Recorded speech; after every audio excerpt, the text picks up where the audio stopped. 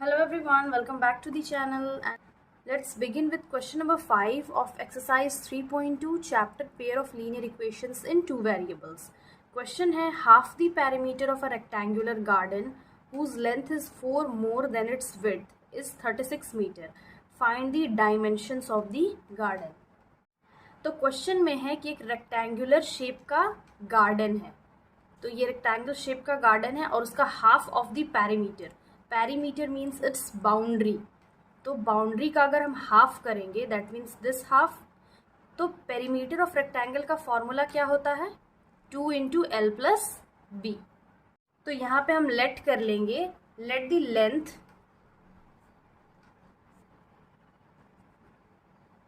Of the rectangular garden be x and breadth या फिर width, यहाँ पे विड्थ लिखते हैं, विड्थ बी वाई।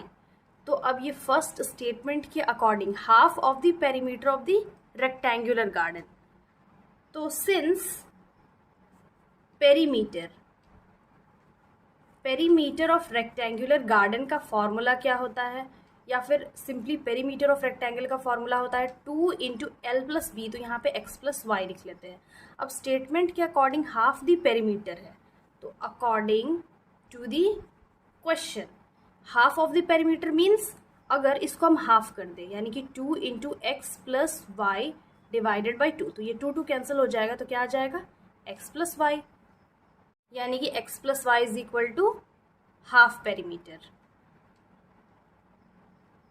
बट अब यहाँ पे दिया क्या हुआ है, whose length is 4 metre then its width, ये तो सेकंड स्टेटमेंट है और क्वेश्चन में दिया हुआ है is 36 metre, that means half the perimeter of a rectangular garden is 36 metre, therefore x plus y is equal to 36, ये है इक्वेशन नंबर 1। अब इसमें जो नेक्स्ट स्टेटमेंट है वो है whose length is 4 more than its width, यानी कि जो लेंथ है वो विड्थ से 4 ज्यादा है। अब यहाँ पे ऑल्सो लेंथ क्या है, लेंथ तो x है और x क्या है, and x is 4 more than its width, अब विड्थ इसमें हम लोग y लिए हैं तो y प्लस 4 हो जाएगा, दैट मीन्स जो लेंथ है दैट मीन्स x वो विड्थ से y से 4 ज्यादा है, तो ये है इक्वेशन नंबर 2। तो ये जो नेक्स्ट इक्वेशन है इसको हम ऐसे भी लिख सकते हैं x minus y is equal to 4, तो ये फाइनली ये है इक्वेशन नंबर 2, ये नहीं होगा, तो x plus y is equal to 36 and x minus y is equal to 4। अब यहाँ पे जो हम लोग को फाइंड करने के लिए कहा गया है वो है the dimensions of the garden, dimension means इसका लेंथ और विड्थ फाइंड करना है। तो इस क्वेश्चन में x और y का जो वैल्यू है इसको हम लोग सब्स्टिट्यूशन मेथड से भी फाइंड कर सकते हैं, एलिमिनेशन मेथड से भी फाइंड कर सकते हैं, बट यहाँ पे हम लोग इसको ग्राफिकली शो करेंगे, मीन्स इसका सॉल्यूशन निकालेंगे और जो कोऑर्डिनेट्स होगा उसको ग्राफ पेपर में प्लॉट कर लेंगे।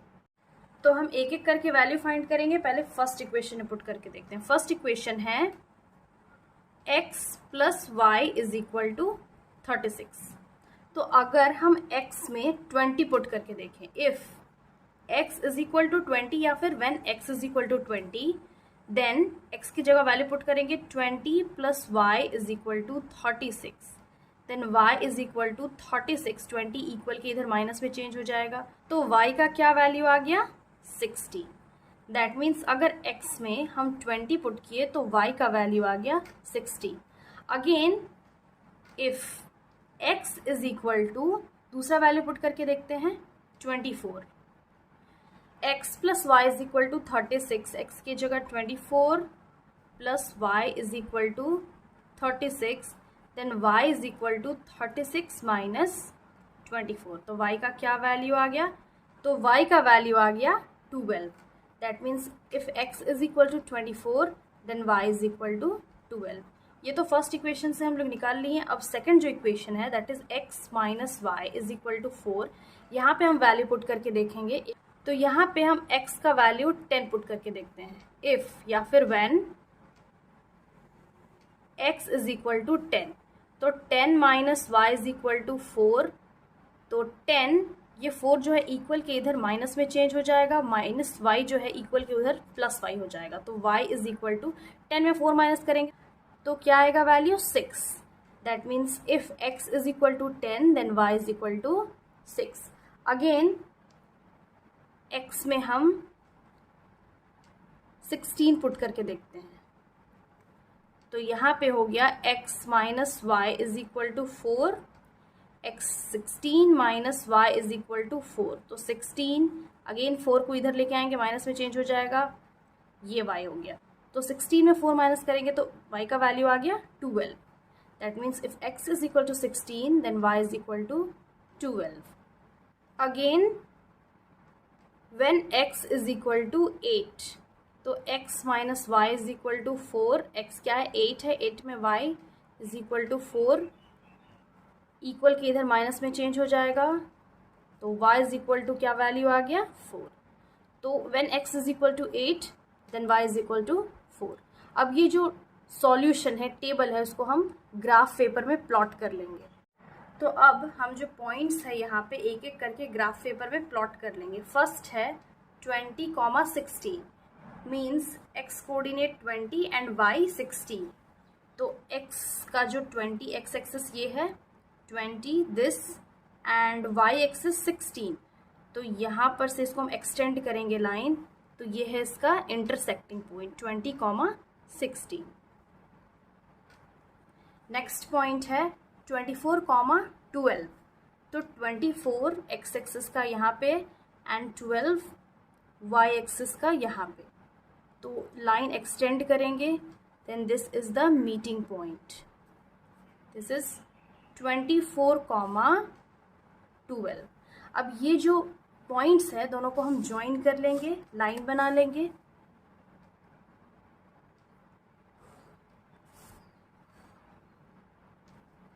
नेक्स्ट कोऑर्डिनेट्स है, दैट मीन्स नेक्स्ट पॉइंट है 10, 6. That means x coordinate 10 this point and y 6. That means this point.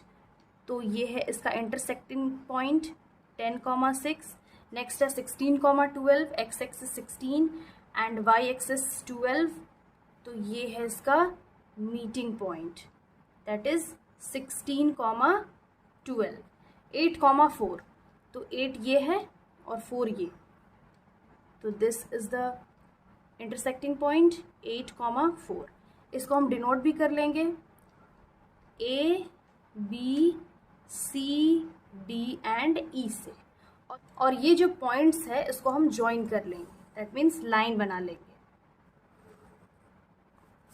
तो ये लाइन बन गया है, और यहाँ पे जो दोनों लाइन है वो आपस में इंटरसेक्ट कर रहा है एट पॉइंट 20, 16. तो यहाँ पे हम लोग को फाइंड करने के लिए कहा गया था find the dimensions of the garden. तो इसका जो डायमेंशन होगा वो होगा 20, 16. तो x एक्सिस क्या है, x है लेंथ एंड y है विड्थ. तो यहाँ पे लेंथ होगा 20 मीटर एंड विड्थ होगा 16 मीटर. हम ये जो लाइन है उसका इक्वेशन लिख लेंगे. फर्स्ट लाइन का इक्वेशन है x plus y is equal to 36. यहाँ पे होगा x plus y is equal to 36. Next line का इक्वेशन है x minus y is equal to 4. तो ये है x minus y is equal to 4. This is the first line and this is the second line. और ये जो line है ये इंटरसेक्टिंग है, that means both the lines are intersecting at point 20, 60. तो यहाँ पे हम फाइनली लिख लेंगे hence length that is x is equal to 20 meter and width that is y is equal to 16 meter. Next question है question number 6. Given the linear equation 2x plus 3y minus 8 is equal to 0, write another equation in two variables such that the geometrical representation of the pair so formed is intersecting lines, second parallel lines and third coincident lines. तो question में है कि यहाँ पे given है एक linear equation that is 2x plus 3y minus 8. हम लोग को अपने से कोई दूसरा लीनियर इक्वेशन लिखना है जिसपे टू वेरिएबल्स हो सच दैट जब उसका जियोमेट्रिकल रिप्रेजेंटेशन करेंगे, दैट मीन्स उसको ग्राफ पेपर में जब हम प्लॉट करेंगे तो वो लाइन इंटरसेक्टिंग लाइन्स होगा, सेकेंड पैरेलल लाइन्स होगा और थर्ड कोइंसिडेंट लाइन्स होगा. तो हम एक एक करके जो इसका लीनियर इक्वेशन इन टू वेरिएबल्स है अपने से फॉर्म करते जाएंगे. तो यहाँ पे हम लोग अनदर लीनियर इक्वेशन लिखते जाएंगे इन 2 वेरिएबल्स। तो फर्स्ट हम लोग को लिखना है इंटरसेक्टिंग लाइंस का। तो इंटरसेक्टिंग लाइंस में क्या होता है बेसिकली, अब since we already know that कि किसी भी लीनियर इक्वेशन इन 2 वेरिएबल्स, इसका जनरल फॉर्म क्या होता है, जनरल फॉर्मूला होता है ax plus by plus c is equal to 0। इसी में अगर दूसरा इक्वेशन लिख रहे हैं तो यहाँ पे हो जाएगा ये a1 b1 c1, दूसरा पेयर हो जाएगा a2x plus b2y plus c2 is equal to 0। तो जब अगर हम लोग को फाइंड करना हो कि कोई 2 इक्वेशन इंटरसेक्टिंग लाइंस है, पैरेलल लाइंस है या फिर कोइंसिडेंट लाइंस है या नहीं, तो इसका एक फॉर्मूला होता है। अगर a1 बाई a2 यानी कि ये a1 by a2 b1 by b2 के इक्वल नहीं है, देन वो होता है इंटरसेक्टिंग लाइंस। दैट मीन्स जो लाइन बनेगा फाइनली ग्राफ पेपर में, वो दोनों लाइन आपस में इंटरसेक्ट करेगा। वहीं जो नेक्स्ट है, अगर a1 by a2 b1 by b2 के इक्वल है बट वो c1 बाई c2 के इक्वल नहीं है, देन वो बनेगा parallel lines. And third, a1 by a2 is equal to b1 by b2 and which is also equal to c1 by c2, यानी कि जो रेशियोज है वो तीनों आपस में इक्वल आता है रेशियो, देन वो होगा coincident lines. Coincident lines means line के ऊपर लाइन जो बनता है वो होता है कोइंसिडेंट लाइंस। अब हम इससे रिलेटेड जो लीनियर इक्वेशन है उसको लिखते जाएंगे। फर्स्ट इंटरसेक्टिंग लाइंस का है और ऑलरेडी जो गिवन है वो इक्वेशन है 2x plus 3y minus 8 is equal to 0। ये है इक्वेशन नंबर 1।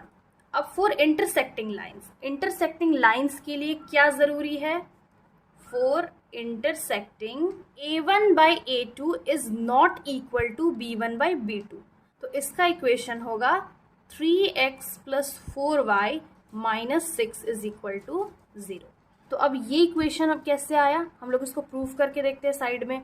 यहाँ पे इस इक्वेशन के अकॉर्डिंग a1 है 2 और इस इक्वेशन के अकॉर्डिंग a2 है 3। अगेन इस इक्वेशन के अकॉर्डिंग b1 है 3 डिवाइडेड बाई b2 है 4। तो इसको हम कैंसिल करेंगे तो ये कैंसिल होगा, तो ऑब्वियसली ये कैंसिल नहीं हो रहा है और जो रेशियो है वो भी सेम नहीं है। देयरफॉर इंटरसेक्टिंग लाइंस का इक्वेशन होगा 3x plus 4 minus 6 is equal to 0। Next है for parallel lines. Parallel lines का जो कंडीशन है उसमें क्या है, a1 by a2 is equal to b1 by b2 but it's not equal to c1 by c2। अब यहाँ पे हम लोग इक्वेशन लिख लेंगे, तो इसका इक्वेशन होगा 4x plus 6y minus 2 is equal to 0, या फिर 4x प्लस 6y माइनस 3 भी हो सकता है इज इक्वल टू 0। अब इसको प्रूव करके देखते हैं। यहाँ पे इस इक्वेशन के अकॉर्डिंग a1 है 2 divided by 4, 3 divided by 6 and 8 divided by minus 3, या फिर माइनस 8 डिवाइडेड बाई माइनस 3। इसको कैंसिल करके देखते हैं। 2 1 ज़ा 2 2 ज़ा 3 1 ज़ा 3 2 ज़ा, यहाँ पे माइनस माइनस कैंसिल होगा, 8 और 3 कैंसिल नहीं हो सकता है, तो यहाँ पे क्या आ गया 1 by 2 is equal to 1 by 2 but it's not equal to 8 by 3। तो यहाँ पे a1 by a2 b1 by b2 के इक्वल आ रहा है, दैट मीन्स ये कंडीशन को सेटिस्फाई कर रहा है। देयरफॉर फॉर पैरेलल लाइंस इसका इक्वेशन होगा 4x plus 6y minus 3 is equal to 0।